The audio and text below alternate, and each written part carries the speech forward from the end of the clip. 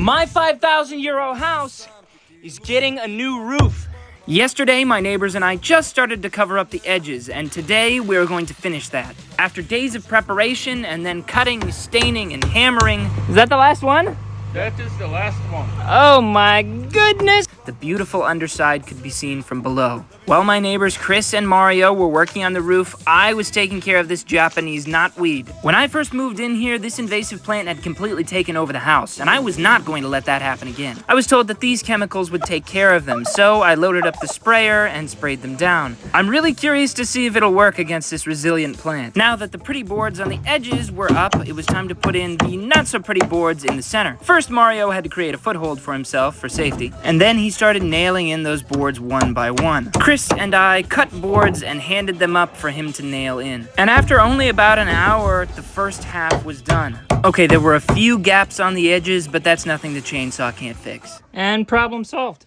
The chainsaw left a lot of dust on the roof that needed to be blown off. Oh, jeez, watch where you're pointing that thing! We got an extra set of hands when my neighbor Igor came to join us. Despite not claiming to be a roofer, he seemed to really know how this process works. We had just a few small gaps left when it started to rain. Rain is leaking through the roof. Must not have been done very well. Thankfully, the rain didn't last long, and pretty soon the four of us were back up on the roof. Yes, we were all definitely putting in equal amounts of work on this roof project. It was a real team effort. Good place to get some sunbathing done. I'm on the beach.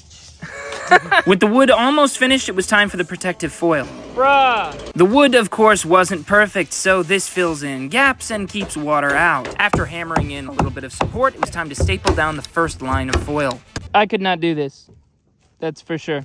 It was amazing to see that roof shape back on top again. There's just one question. How do these guys get down? Well, I guess we were planning on having a window here at some point. That is a good solution. These three neighbors ended up making an excellent team. Even though they've never worked together before, they seem to just have everything figured out the way it was supposed to be. Finally, with the last of the foil nailed down, my house was waterproof and I had a new room. Feels good, man.